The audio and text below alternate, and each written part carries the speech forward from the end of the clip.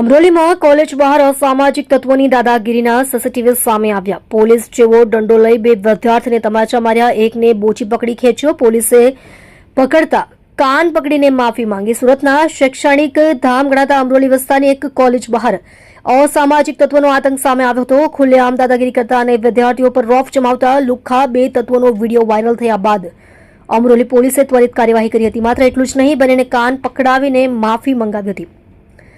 પ્રાપ્ત વિગતો અનુસાર અમરોલી કોલેજ બહાર વિદ્યાર્થીઓ શાંતિથી ઉભા હતા. તે સમયે એક બાઇક પર બે યુવકો ધસી આવ્યા હતા. અસામાજિક તત્વો પૈકી એકના હાથમાં પોલીસ જેવો દેખાતો દંડો હતો. કંઈ પણ સમજ્યા કે વિચાર્યા વિના આ શખ્સોએ કોલેજ બહાર બેસેલા વિદ્યાર્થીઓ પર દાદાગીરી શરૂ કરી દીધી હતી. બે વિદ્યાર્થીઓને તમાચા મારી દીધા. હાથમાં દંડો લઈને આવેલા યુવકે ત્યાં ઉભેલા બે નિર્દોષ વિદ્યાર્થીઓને તમાચા મારી દીધા હતા. એટલું જ નહીં, રોફ જમાવવાના નશામાં હોય તેમ એક વિદ્યાર્થીની તો બોચી પકડીને નીચે ફેંકી દીધો હતો. બાઇક પર બેસેલા વિદ્યાર્થીઓને પણ ડરાવી ધમકાવીને ભયનો માહોલ ઉભો કર્યો હતો.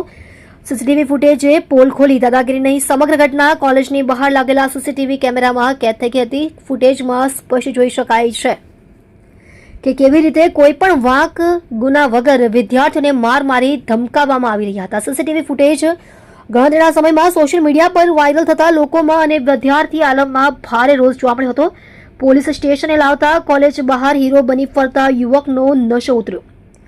વિડીયો વાયરલ થતા જ અમરોલી પોલીસ તુરંત હરકતમાં આવી હતી. પોલીસે સીસીટીવી ફૂટેજના આધારે તપાસ શરૂ કરી અને ગણતરીના કલાકોમાં જ પોલીસ જેવો દંડો રાખીને ફરતા અને દાદાગીરી કરતા મુખ્ય આરોપીને ઝડપી પાડ્યો હતો. પોલીસ સ્ટેશન લાવતાની સાથે જ કોલેજ બહાર હીરો બનીને ફરતા યુવકનો નશો ઉતરી ગયો હતો.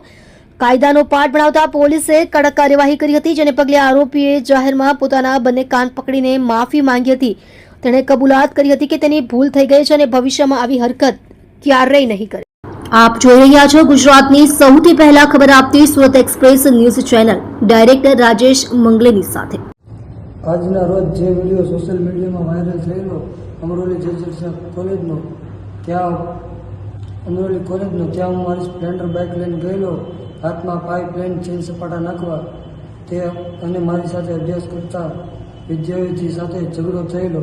તે બાબતે હું માફી માંગુ છું અને આજ પછી એવું ક્યારેય થશે નહીં અને કોઈએ કરવું નહીં.